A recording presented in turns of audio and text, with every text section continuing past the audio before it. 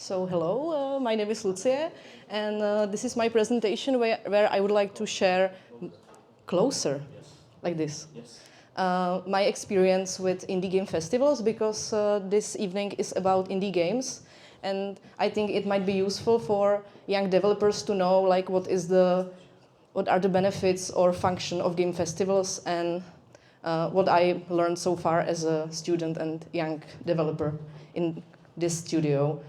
So on the picture you can see Alois Klepal, which is a character from Svoboda 1945 Liberation, and he's my favorite, so he's here to calm me down to be less nervous.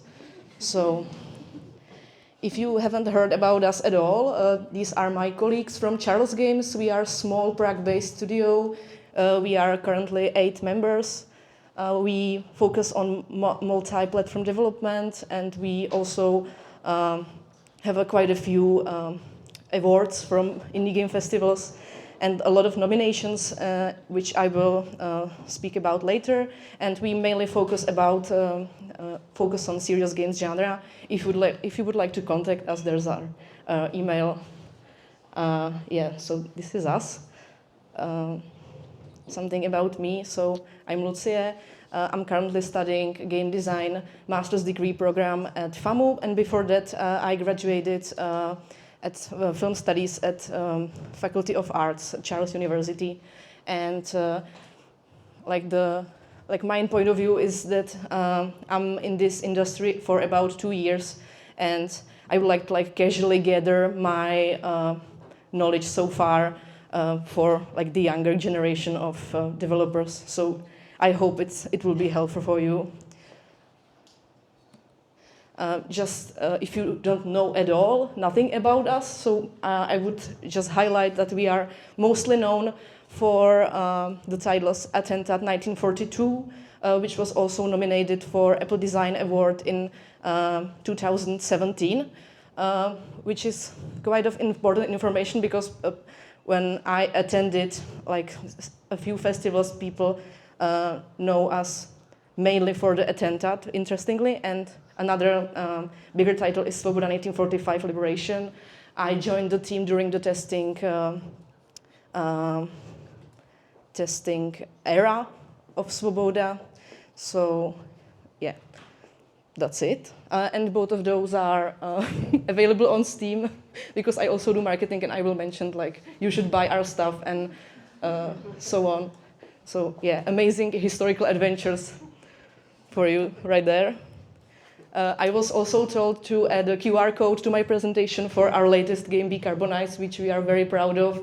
Also, here is Jitka, our artist who created all the art for the game, so I would like to highlight that. Wow.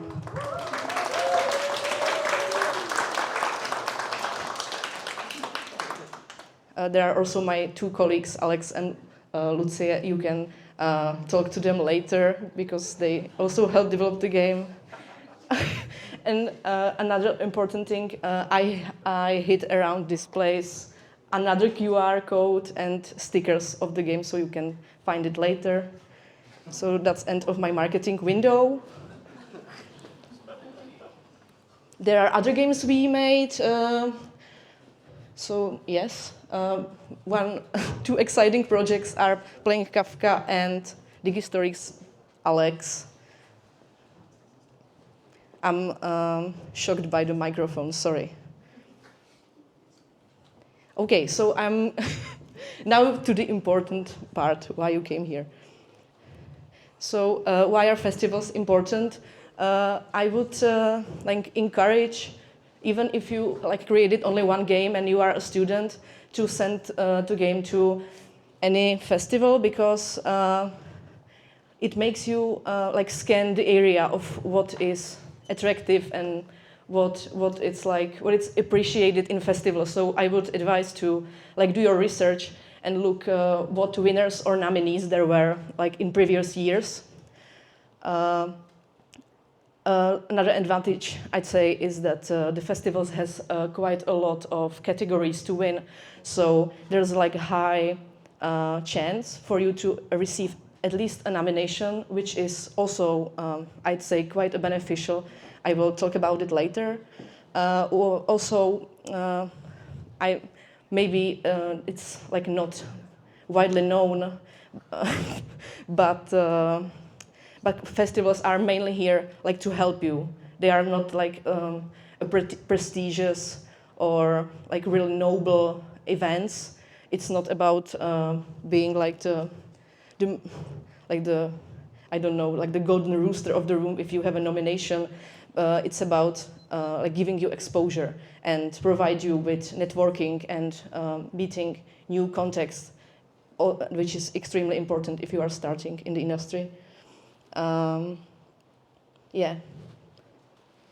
Here I chose some of the festivals we are annually trying to attend. We are sending our games every year, which is also another point I'd like to make. Like consistency, it's really a key. The more you try to attend festivals. Oh, that's actually my phone.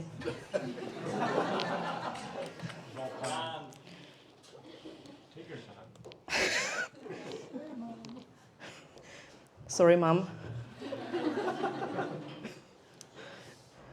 Where was I? Yeah. Yeah, these are festivals we every year try to get into. We really benefited from having a nomination there, so I highly encourage you to try to get there. Yeah, I already mentioned these points, but what is important for your game is to like to appeal to the judges. It's important to have like a strong point of view. So with our games, we are when you are submitting the game, there are like many categories you can. I'm sorry. Many categories you can like many boxes you can fit your game into. So we are usually like pointing out that we are serious game genre or like educational piece. So yeah, it's like important to know who you are and really sell that. Also, when you are doing the research, like make sure you feel like the game you made is somehow fitting to other like previous winners or nominees from the recent years. Like find a festival that fits you the best.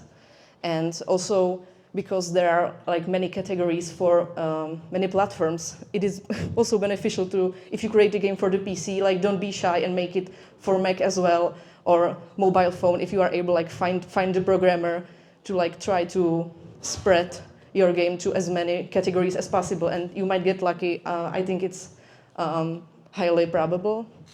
So here I have an example, like how many categories is, for example, in, I think this is BIG Festival. So, like, yeah, we usually are successful at the social matters category, for example. But, yeah, you can see there are, like, many, you can, like, stand out with your game in many ways. Yeah. When you receive a nomination or you are successful and you like get, for example, invitation to the festival, you have a really wide exposure of your game, which sounds like obvious, but what we experience, that like even 10 or 15 seconds of showing the game in the live stream creates like, wow, creates like a huge spike in downloads. Especially with Atlanta 1942 in 2017, there was like amazing spike with on Steam, for example, or with Train to Sachsenhausen there was a like major spike from Rio de Janeiro, which I will highlight later, like as a funny story, also to like release the tension with the microphone, you know. It's not ours, by the way.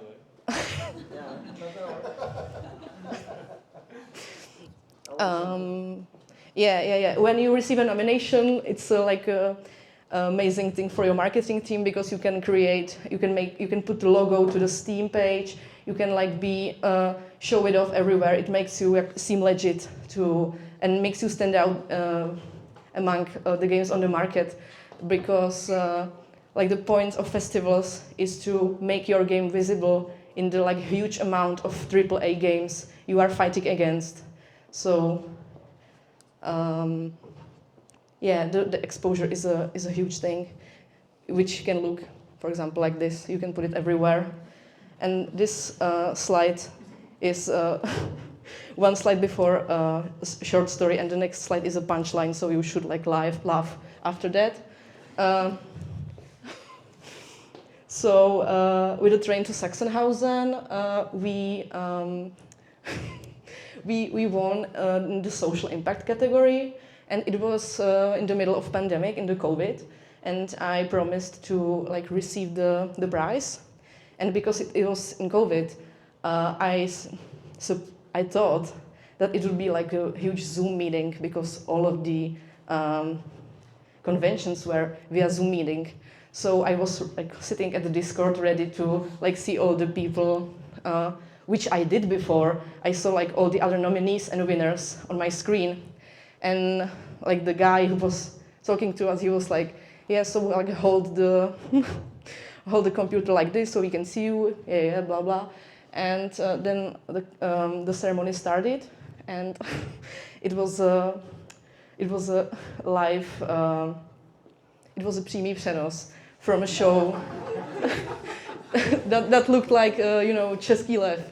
And there were probably like 1,000 people sitting and extremely excited like to see other teams from Rio de Janeiro, and I was fifth in a row to receive the prize, and before me there were like bigger studios who were receiving the prize in person, and they were crying and jumping all over each other, and I was sitting in Šumava in a t-shirt on my bed, and they said, now please welcome Lucie from Czech Republic, and it looked like this, you know. And I sent it everywhere and said, it's not a Photoshop, I promise. And I was so shocked that I was like shaking kind of like right now, so they thought I'm crying.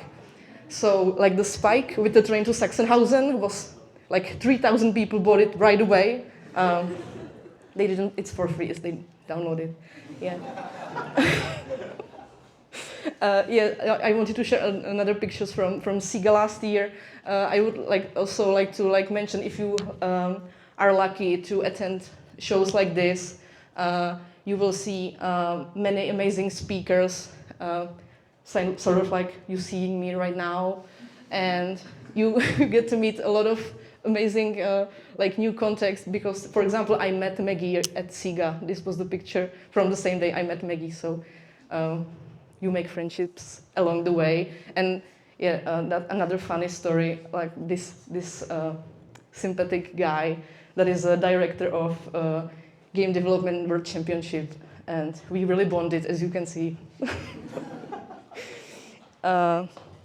Yeah, so I was speaking for about 20 minutes, and this is like the last segment of my educational stand-up. So if you have any questions, now is the time to ask me anything.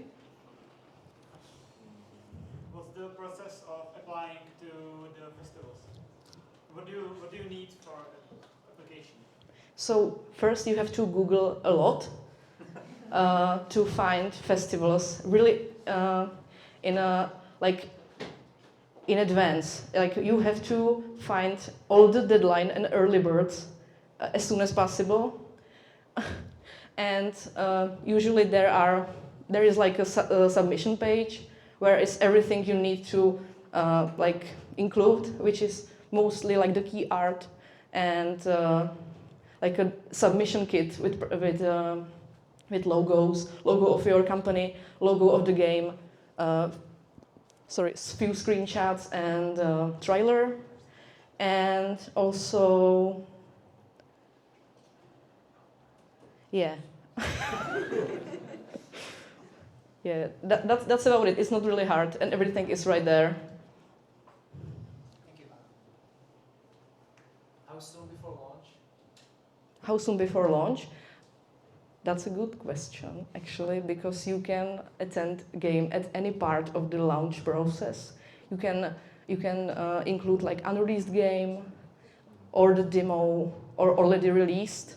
There are ways to You can like put like for example odkaz na itch, you know, or a zip file with the game. It depends if it's already released or not. Thank you. Any more questions? Any more questions? One last question? Anybody? From the game festival? Okay, we're done here. Thank you very much, Lucia. Thank you.